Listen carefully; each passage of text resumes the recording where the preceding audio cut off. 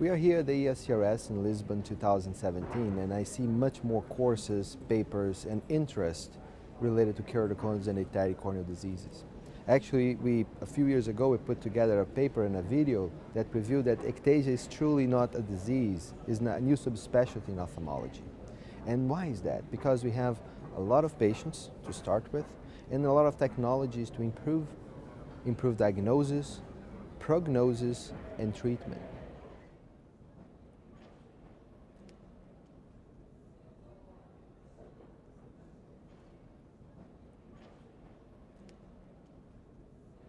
We have a lot of technologies today for understanding better the cornea.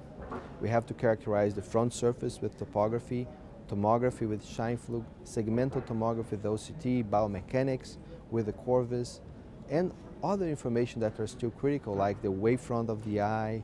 And in the future, we will see more and more of the molecular biology tests, like genetics and other tests that we can have for improving our care and making good clinical decisions to better help our patients.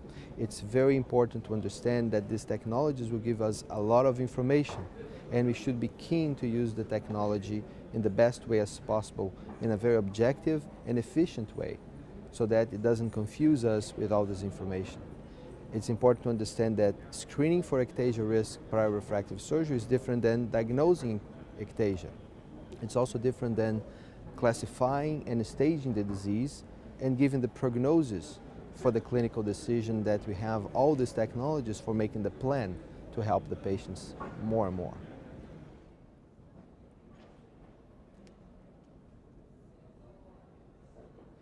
Keratoconus is a new subspecialty, so it's important to understand that we have a lot of technologies for the treatment of keratoconus that we didn't have 20 years ago. When I did my training, for example, that only keratoplasty was available, and it was penetrating keratoplasty.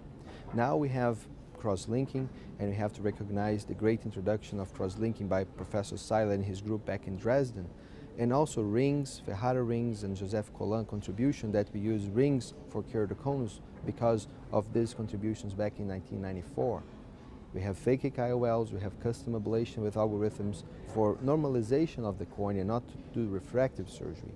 And that's exactly the problem, because as refractive surgeons, we sometimes think about improving the patient's vision uncorrected to get them freedom from glasses and contact lenses.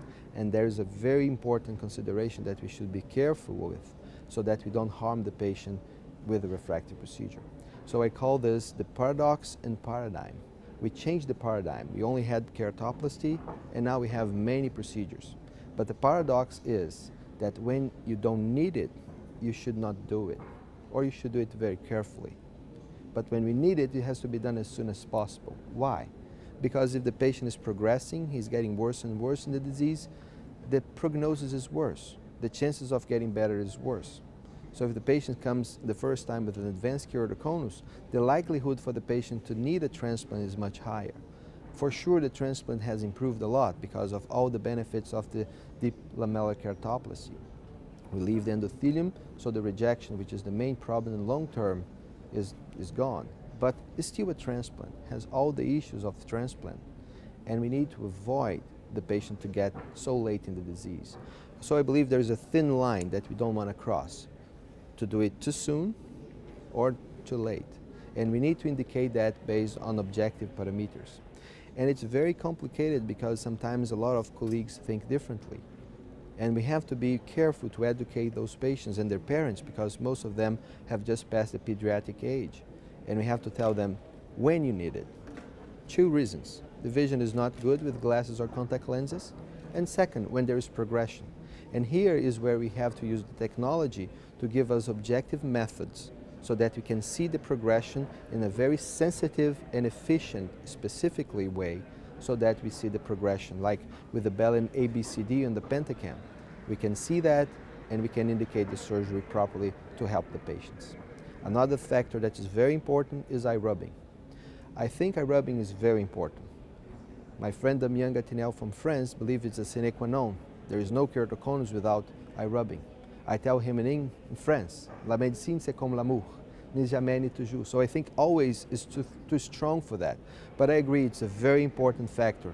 And as an ophthalmologist, I think it's important to tell everyone, even my patients that don't have keratoconus, eye rubbing is bad for your eye health. So tell people not to rub the eyes is something that you are giving a huge benefit for our society. So I think a public campaign for being careful not to rub the eye, treat allergy, optimize ocular surface is something very important for us to do as an ophthalmologist.